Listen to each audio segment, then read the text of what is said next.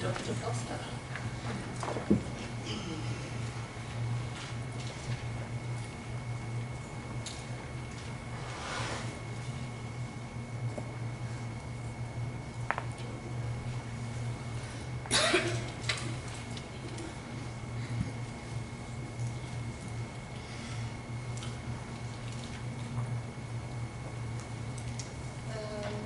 I'd like to now introduce Professor Beth Armstrong.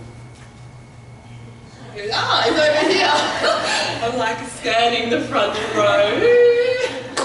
Welcome. So, Professor Armstrong is from Edith Cowan University, and she's going to be presenting to us today on Healing Right Way, an RCT designed to improve quality of life of Aboriginal Australians after brain injury. Thank you.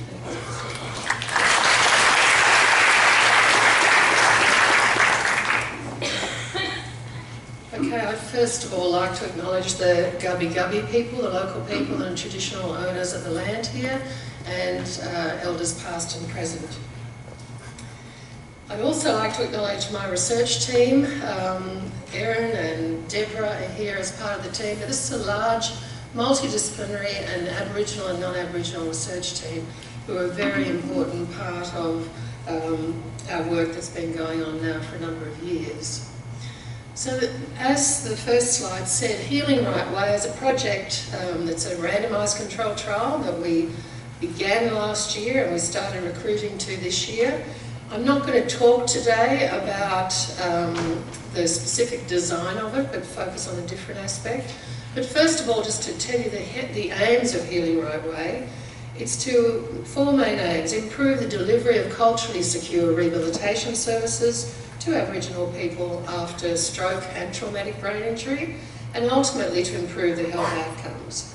But as well as that, we're embedding an economic model to support business case for funding new services, and looking at the process evaluation, which has just been mentioned, which looks at the acceptability of what we're proposing to Aboriginal stroke survivors and TBI survivors themselves, and the health professionals involved. So what I'm going to talk about today is, as I said, not so much the design, but the collaborative development of this intervention program and the partnerships that we've established to maintain the program. And I'm talking about that because to undertake research in Aboriginal health depends a lot, the success of it depends a lot on collaborative relationships, multiple collaborative relationships that are equally relevant for research, but also for clinicians and for us as speech pathologists looking at Aboriginal people with aphasia, ways to offer services. And this isn't something that happens overnight. It's a long process that should involve a lot of collaboration. So my background is as an aphasiologist for many years, focused just on aphasia. Then when we began this work 10 years ago, I kind of got a little bit further than aphasia into communication disorders in general, and not only stroke but traumatic brain injury, to more recent developments where we're really looking at a multidisciplinary way of the multiple effects and impacts of brain injury, so a general effect away from communication. And our program of research has progressed in that direction, not surprisingly in Aboriginal health, to look a little more holistically at people, and this isn't new for us as aphasiologists, but it's a slightly different way of looking at things, a very different way of looking at things from an Aboriginal worldview that as a non-Aboriginal person I'm becoming a little bit more familiar with, and our team is working on. And this model is a model where the Aboriginal person is central to everything that happens. So the Aboriginal person with the brain injury is central. When they have the brain injury, they're surrounded and embedded in some kind of services, whether it's hospital, community services, or more general services. But they're also embedded in the family and the immediate environment, and they're also embedded in institutional systems that we've just been hearing about now too. That's the hospital, that's the state governments in Australia, that's the Commonwealth government, a whole range of policies. And then also we're embedded in the Australian context that has a variety of attitudes towards Aboriginal people, towards Aboriginal health issues. And so the Aboriginal person is embedded, and it's not that these things are all impacting, it's central to it all. And the Aboriginal stroke survivor impacts them, and the other things impact on the Aboriginal stroke survivor and all the different circles. So the concentric circle is essentially it's a bioecological model of health, and it's very consistent with an Aboriginal worldview.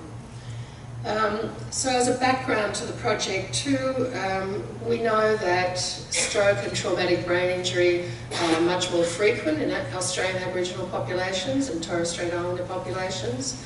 Here I'm from Western Australia, so we're working with Aboriginal people primarily there, so I'll mention Aboriginal Australians here rather than including Torres Strait Islanders in this talk. So from our research, we've found that despite the high incidence, Aboriginal patients continue to experience communication barriers. There's a lack of Aboriginal liaison officers in hospitals to support people. There's a lack of interpreters to support the numerous languages that are spoken across Australia. And Aboriginal people who we've interviewed over a number of years now tell us that there is a disconnect between the largely non-Aboriginal hospital staff and health provider staff and Aboriginal concerns that are personal, family and cultural. But on the whole, despite the fact that Aboriginal people do have, and Aboriginal stroke survivors and brain injury survivors have a variety of health issues, often more than non-Aboriginal brain injury survivors. And there are a lot of stereotypes about, well, people have too much to deal with. Speech isn't their priority, or rehab isn't a priority. That's not what we've been told by Aboriginal people. It is a priority. It may not be able to be the top priority at this particular point in time when the health services are providing, the providers are offering the services, but Aboriginal people overwhelmingly have told us they want services, they want rehab, they're very concerned about their communication and their mobility issues and other issues, and they want more information, the same as any other person with a brain injury. But there are complex pathways, and we all know there are complex pathways for patients and families navigating post-hospital discharge. We all know and have that experience. But for Aboriginal people, for Aboriginal families, we layer that with a whole load of history, geography, language issues. There are multiple layers on top of the usual experience of the complex pathways that people want assistance navigating. We also know that health professionals are underconfident. It includes speech pathologists that we've surveyed, and that Fran Cochrane has also interviewed in Queensland, that people are still underconfident working with Aboriginal families, and they want more culturally appropriate resources and the disconnection I've spoken about. But as well as all those seemingly negative things, there are also the future strengths to employ. And working with Aboriginal families after brain injury, strengths of family supports, community supports, the healing nature of country, Aboriginal healers and language are all things that we've yet to really explore from a rehab perspective. So why partnership? I don't know if you've heard the expression, nothing about us without us, and that's very much a mantra across disability services, but also in Aboriginal health now. Two-way learning is essential so that non-Aboriginal health survivors learn about what diversity of culture, language and geography means, and to understand some of the history that's going to impact practice. And that colonisation is not just something that happened in the past, it's ongoing. If we look at the policies that are out there in our clinics, 3 times you don't attend your appointments, you go down the bottom of the list. There's a certain amount of budget allocated for Aboriginal liaison officers. There's a whole raft of policies still limiting services for Aboriginal people. And we also know that we need joint investment and ownership from our clients, and that will have a more positive effect, not only from our clients, but from health service providers. So, sorry, we'll go back. For this project, our project partners, it's a WA-based project across the state. We've got the Department of Health as a partner, and the Aboriginal Medical Services in all the regions that we're involved with, as well as the Stroke Foundation and the Neurological Council of WA, looking further into the future of sustainability of services and changing policies. So what does partnership look like in this space? Informal yarns, going to conferences, meeting people, going to Department of Health sub-directorates, Aboriginal community controlled health services. We've been very interested in the lack of contact between, for example, when we started this, working with speech pathologists who'd never been inside the local Aboriginal community health service, or didn't even know it existed. Not so much in the regional areas, but certainly in the metropolitan areas. Talking to people, it's all about talking and co-design of everything from the beginning. So the lessons, as we were talking, preparing this, the team, and for speech pathologists in particular, some advice might be listen more and talk less, and pass the mic more often. We're great talkers, but we need maybe to learn how to listen more deeply. We've got a program of research. These aren't one-off projects. It's very difficult to go into a community with a one-off. People are very sceptical. It's a long-term commitment to developing a program of research or a clinical service that if it looks like it's failing, then you're not out of there and they're never to be seen again. So it's really an ongoing development and a partnership. So the treatment components of our project in Healing Right Way, we have a cultural security training component across hospitals, across WA, where we're training allied health, medical and nursing staff surrounding brain injury, using the resources and videos we've developed from previous projects. And we're also employing Aboriginal brain injury coordinators across the state, who are Aboriginal nurses or health workers who are going to go into the hospitals, meet the people in the first instance after the brain injury and support them for 6 months afterwards. So the collaboration and the cultural security training, one of our team will collaborate, will co-facilitate the cultural security training with a local Aboriginal cultural security trainer in each of the areas, with the Aboriginal co-facilitator in training leading the cultural discussion and where the brain injury backups. So we're providing the expertise of brain injury, but it's largely led by the Aboriginal cultural security trainer. Co-construction of the materials right from the beginning and trialling it with people to see how we manage as a team, and that's been really interesting, developing those materials and working out what cultural security looks like in the rehab space. The Aboriginal Brain Injury Coordinator is a very complex partnership looking at providing Aboriginal support for this person, as well as sitting within a research project. They're going to be employed by the Aboriginal community health centres, but there's governance, there's research governance, there's clinical governance, and we're currently navigating those for our first 2 sites as we roll this out over the next few years across WA. And we have to work how to train people, and training people isn't only training people in the actual support system, but it's training people to work in a culturally safe way, so that this project, so that no one comes out of this project feeling that this wasn't a culturally safe environment. Current trial status, we have of yesterday night 25 people, and there's lots of stuff happening that I'm not going to, I'm out of time now, so we started recruiting on the 1st of February, we go for the next 3 years. If anyone wants to have a look, I've got references, different national guidelines for conducting research, but all of this relates to clinical practice as well. This is numerous collaborations, and thanks to our artist, Aboriginal artist, Jalal Murray. Thank you.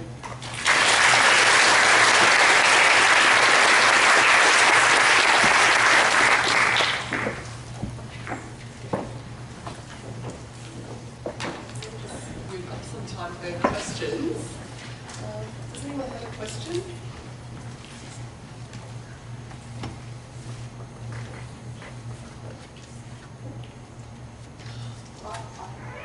For you. I was just thinking about the process of recruitment with a group like this. How do you develop sort of trust and get people to feel comfortable to actually put themselves forward for a study such as this? Yeah, so we recruit while people are in hospital or just out of hospital. And recruitment is always a challenge, but surprisingly for the Aboriginal participants have not been a major barrier in recruitment. It's been more the system in identifying people, We've established a really culturally secure means of approaching people where we have an Aboriginal liaison officer, ideally with the person who asks them to be in the study and tells them about the study and recruits. But as I said, the main barriers are systemic. They're not individuals, and most of our Aboriginal participants that we have recruited, we've had a couple of people refuse, but that hasn't been a big issue as yet, as long as it's done in a culturally secure way with an Aboriginal liaison officer where possible. Sometimes if that person hasn't been available, that's been an issue why we may have missed a couple of people. But we've set up processes where it's culturally safe, people feel the study's got credibility, and the Aboriginal person with you is the most important. So that bridge, that Aboriginal liaison is... Aboriginal brokerage is critical to having people feel that they can trust what's going on, and that they have some familiarity with the whole process. Yeah, crucial too. Thanks for that. Do you have any other questions? Oh, we've got some over here. Sorry, might just wait till the microphones come to you.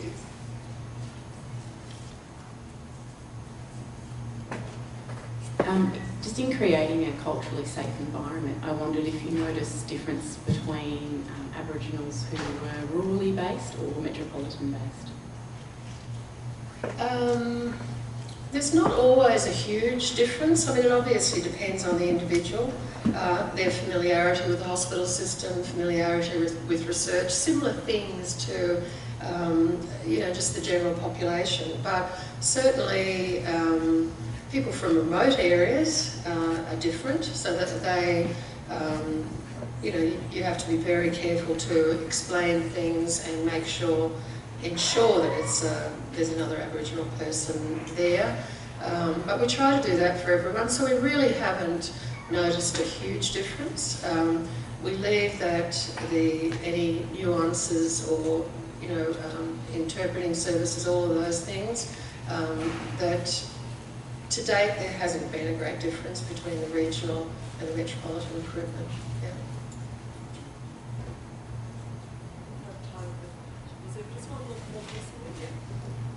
I was just wondering, because I work in a health service in Melbourne where we don't really get a high number of Indigenous patients. So I was just wondering whether the goal might be to put together a set of guidelines about that for people who, or maybe even training for people who don't get that exposure very often culturally, and have that less familiarity, I guess. Yes, yeah, there is a big gap. A couple of years ago, as part of the aphasia rehabilitation pathway, we did contribute some best practice statements that are available on the aphasia rehab pathway site, so you might like to look up those. The other thing I might say as well, though, don't always assume you may not have many Indigenous patients, but one thing we've certainly found through our work is that identification of people is not very clear in the hospital records, and people should be asked when they're admitted, but often they're not. So, and often people don't look Aboriginal necessarily in a stereotyped, skin colour or a look, and you may well have Indigenous patients that are there that you may not know, and it may be simply a matter of asking. So there's a whole lot of issues as to how many Aboriginal patients or stroke patients and rehab patients are out there, and certainly with our project, or our series of projects, that's been one of the challenges, is identification. Yeah. So thank you for that. Thanks. Excellent.